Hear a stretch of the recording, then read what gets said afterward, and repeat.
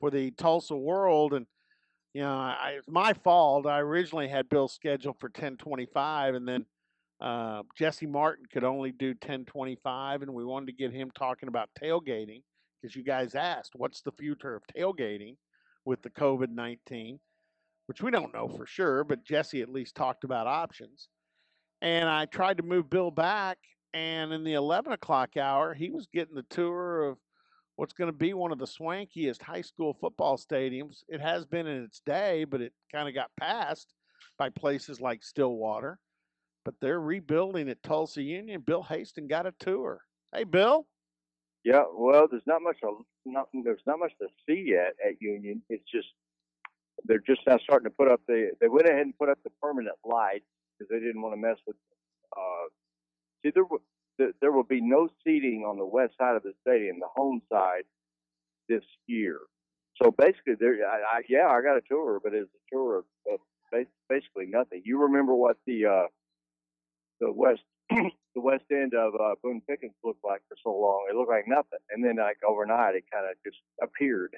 Well, that's kind of where the Union Stadium is now. What Union is doing is a $22.5 million renovation, and what they'll on the west side, on the home side, it will be all new with suites, and so it'll be a double decker structure for the seating, and then after that they'll redo a lot of the east side, and then ultimately they will build a state of the art giant gleaming fine arts center in the north end zone, which will make the Union Stadium fully fold in and enclosed. So it'll be awesome when they get it done, but it's going to be a construction site until August of 21. But in combination with that, how about that? We don't even know that there will be a high school football season this year, and we don't know what the future of high school football even looks like. I mean, we all pray that it'll resume and it'll look like it's always looked, but right now there's so much uncertainty. But Tulsa Public Schools is building a brand new stadium at Rogers High School. I'm on my way from Union to Rogers right now to take a look at that new stadium. So, of course, these decisions to do these stadiums weren't made in the last 6 weeks. They were made a couple of years ago. So, and with bond money. So, it's not like anybody made an irresponsible decision to break ground on a new stadium in the midst of a pandemic. It's not like that at all. And if anything, not having kids in traffic and everything around during the day has made it easier for these construction people. But when the Union Stadium is finished, it will be, if it weren't for the built-in advantage that Union would have by potentially playing there for a championship, I would say if there was an alternating situation where you had 6A1, 6A2, 5A at UCO one year, and then at Union the next, that would be a nice arrangement. But I don't think anybody would approve of the possibility of Union getting to play on their home field for a championship. But it's going to be an amazing stadium when they finish, Robert. You stole my thunder there because I was going to go directly from you talking about those facilities, the one going up at Union and a new Tulsa public school stadium over at Rogers, to we don't even know. I mean, I've got two high school football coaches that live in my neighborhood. One of them is the son-in-law to John Odell, the state executive director of the FCA, and yeah, I was talking. We were walking past. My wife and I walk the dog every day for about an hour, and we go by their house every day. And he was out working the yard. And he used to coach at Union. Now he coaches at Deer Creek. And I asked him. I said, "What are you hearing?" He goes, "Well, we're meeting as coaches. We Zoom meet, and we're meeting with our players on the same type deal. I think they actually use Team, Microsoft Team versus Zoom." And he says, "But as far as when we can get the kids back to the school and work out, we have no clue." And He goes, Right. I'll be honest, Robert. I don't know if we're going to have a season, this year. And if we do, will it be in empty stadiums?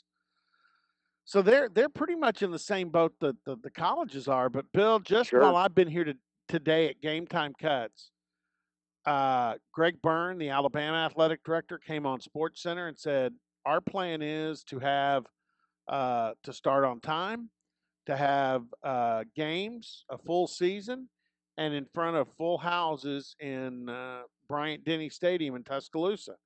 If we have to, we'll adapt off that, but that's our plan right now.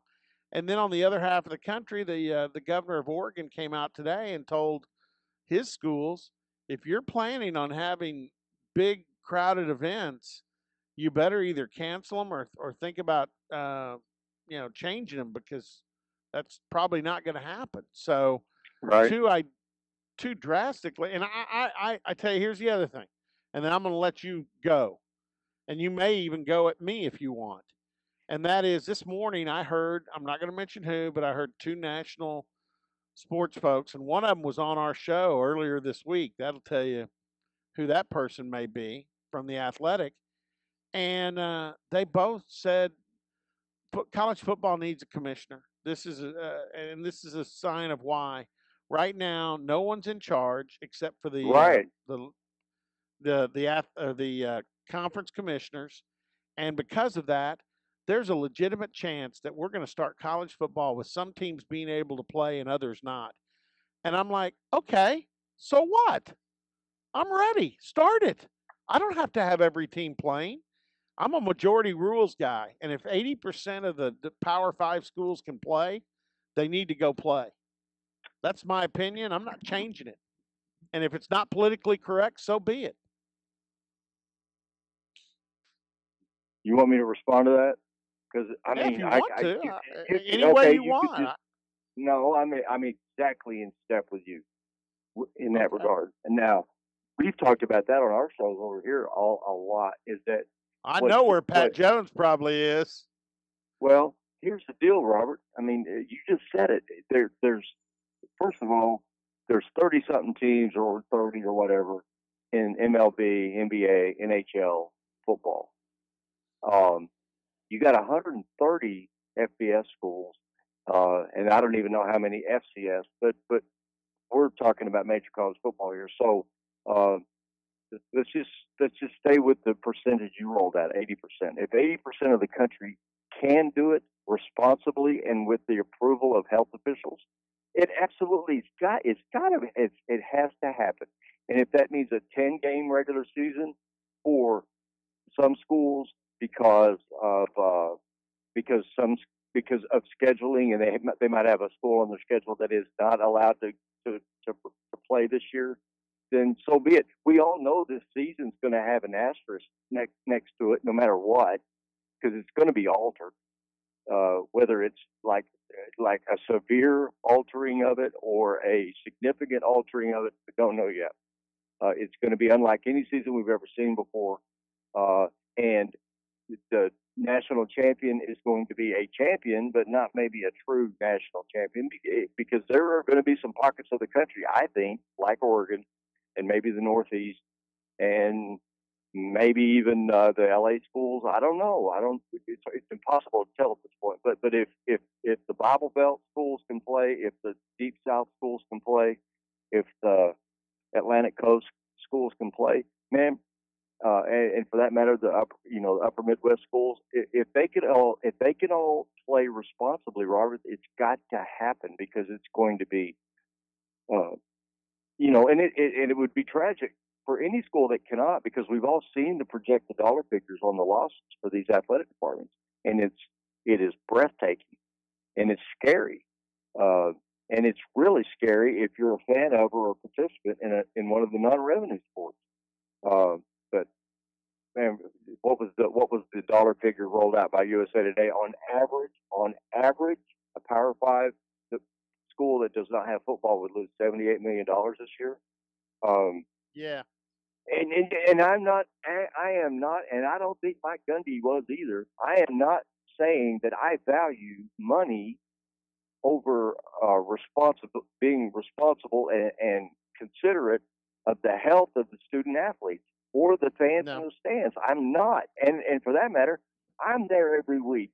I don't want to be subjected to something risky, and I don't think Robert Allen wants to be subjected to something risky. You got a grandson to think about. You've got a wife to think about. Uh, so, but if it can be done responsibly, and if health officials at all three levels, federal, uh, state, and Stillwater health officials say we can do it with these conditions, whatever those conditions look like, then Oklahoma State needs to play football, and anybody who can clear all of those hurdles of getting approval from the right people, they need to play football.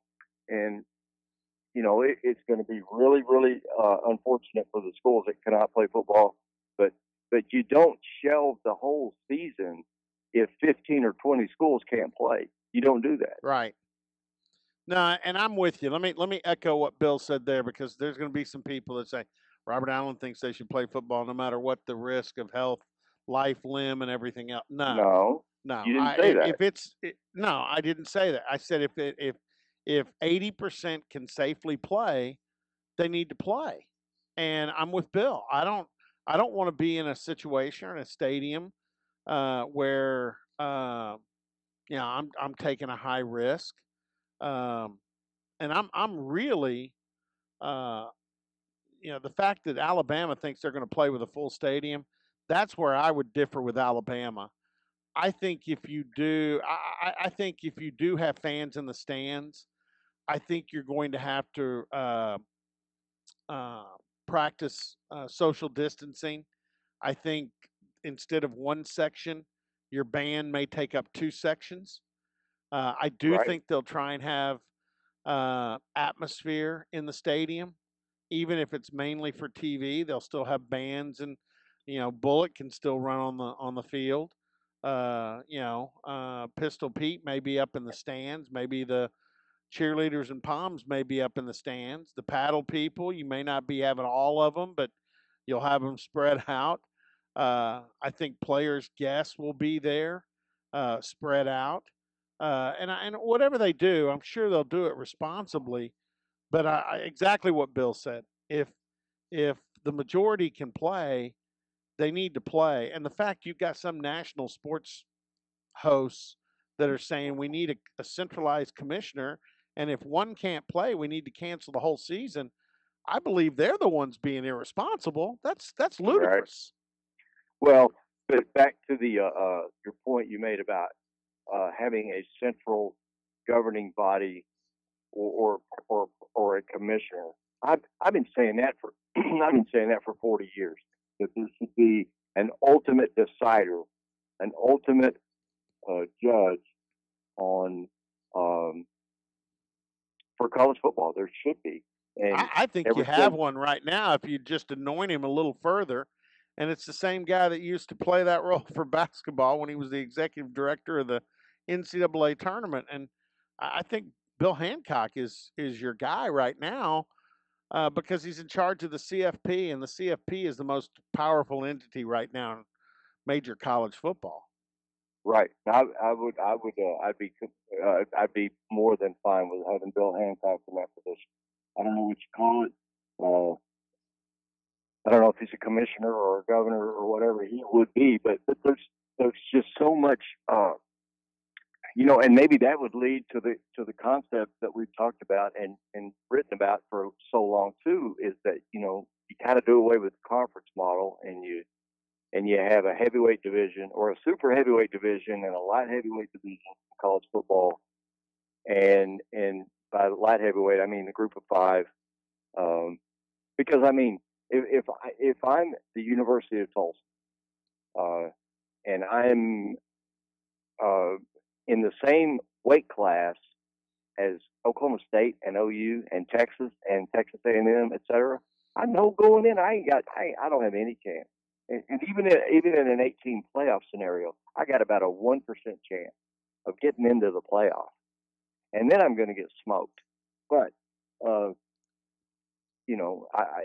don't know how the majority of the if there would be a majority of the group of five who would be in favor of of their own weight class. I keep going back to boxing terms, and their own championship.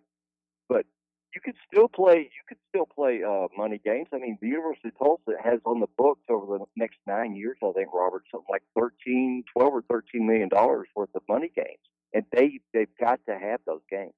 And so, um, I hear projections that maybe you might see conference games only. That would really hurt Tulsa. I mean, Tulsa's got series upcoming with all sorts of schools: Arkansas, Oklahoma State, OU, a couple others, and Tulsa's got to have those games to survive. That isn't bonus money. That's keeping the lights turned on money for Tulsa. So, but I've always believed that what year was it that the College Football Association split off? Is 84, mid 80s? Yeah. There's just been the NCAA. What a weird relationship college football has with the NCAA anyway. And but yeah, I think and even if you keep the conference models, I think conferences should get together, uh, hammer out what that governing body would look like, and agree though that there's a need for it, and there's a need for Yeah. universal, whatever you do with regard to rules in any kind of way, shape, or form, whether you're talking about on the field or off, it should be universal. And if Bill Hancock were the first person in that position, I can't imagine anybody would protest that a bit. I think Bill would be as close to a unanimous uh, getting a unanimous approval as anybody in the sports world could possibly get. So maybe that's what this will lead to. Who has Tulsa got in non-conference games for this coming fall, other than Oklahoma State? Toledo in the opener at home. Man, why did you ask me this? Arkansas State Okay. and another that's not coming to my mind at the moment. But Well, yeah, those Toledo and Oklahoma State and Arkansas State. It's a nice and fairly challenging schedule. the reason I ask is, there is talk of a 10-game schedule, which would allow the Big 12 each team one non-conference game, and I'm of the mind that if you're Mike Gundy, you probably want that game to be with Western Illinois. That'd be the easiest opponent. But to me, the one that makes the most sense would be play Tulsa because they're close by. Like you said, Tulsa needs it there, and I think we definitely want to keep Tulsa going financially with their athletic program. And then the Oregon State game doesn't make as much sense because that's a whole long way for a team from a. Although I had Chad Weiberg on this show last week, a week ago today, and he said he had reached out to the Oregon State people, and they had said, "Look, if we're playing football that Thursday, we'll be there." He Right, wanted to see what their temperature was on that, and they like, if we're playing, if you're playing, we're planning to be there. Which I was kind of wondering whether they would or not, but um, yeah, it's by far a crazy deal. You and I both enjoy baseball as well, and I've been watching this, and we replayed an interview Jordy Mercer did this week with Tom Dorado, and I don't know if baseball's that close to settling their situation or not. There's still a lot of plans circulating. no doubt. I mean, there's a big league pitcher for the Brewers who lives just northeast of Tulsa, and he's at home here in Oklahoma. Yeah, Adrian Hauser, and Jordy's this is down in his Edmond. year. This is his year, Robert. I mean, he had Tommy John a couple of years ago. He's 100% now. He had a great final month of the 19 season. He struck out 10 guys against my Rangers, and I watched it, and he had unbelievable stuff. And so here he is on. He's like what's his age? 28. I think he's 28 now. I mean, he's on the brink of his prime, and he's healthy, and he has no idea whether he's going to get to pitch this year. And he's in a contract. He's coming up on a contract situation. I mean, it's set up for him so beautifully. And here he is in Oklahoma. He's fishing and throwing a little bit and conditioning a little bit. but he's in Mays County, Oklahoma, instead of Milwaukee. And think about it too. Um, it's not just the Oklahoma State Cowboys who built a sensational new ballpark, and then they're not getting to use it. The Texas Rangers just finished Yeah, I a know. brand new ballpark in Arlington, and it's just sitting there empty. Um, Yeah. so I don't know. I'm hoping and praying like you and everybody else that and another reason I'm hoping and praying for college football, Robert, and for all sports. I mean, beyond the bottom line, which is financial considerations. I mean, just from a just to prop up the country. I mean, Mike Gundy said it on the call. I mean, he got ripped for a lot of that call, but I mean, a lot of what Mike said that day made a lot of sense. I think Mike's ultimate message was you got to have a plan, Yeah. and maybe it was just sooner than people were ready to hear. Than some people were ready to hear somebody be so blunt about it. But Mike was exactly right. You've got to have a plan. Yep. And here's Roger Goodell. He's barreling right through all stop signs and saying we do have a plan, but we also have a plan B and a C and a D. And But rolling out and his schedule and conducting a sure. draft, Roger Goodell said, life goes on. Time will tell whether we get to play 16 games.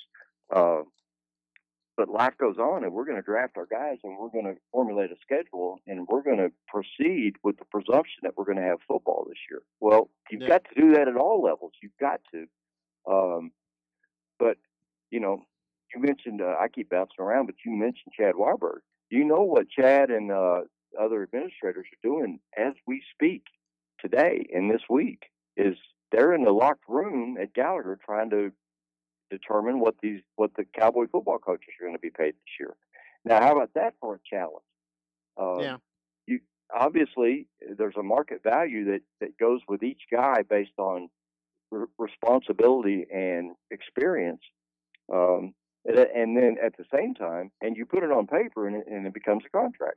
At the same time, you don't know what the season's going to look like. You don't know what the revenue stream's going to look like. So it's just a massive. You've seen pay cuts, Bill Self and the guys, and Les Miles and Jeff Long up at KU. They've already stepped up and said 10% pay cuts here. I would suspect that you're going to see that at a majority of the FBS schools.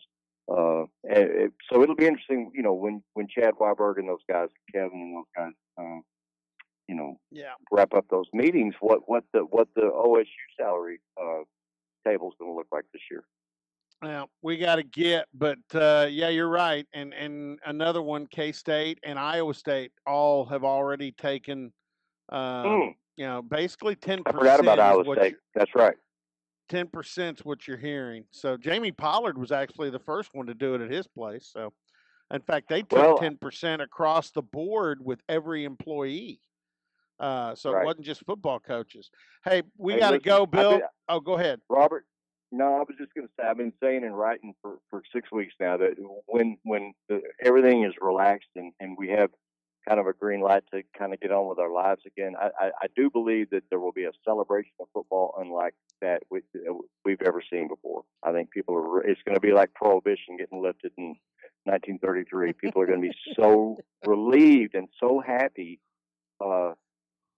to watch football and attend football games again, and I can't wait.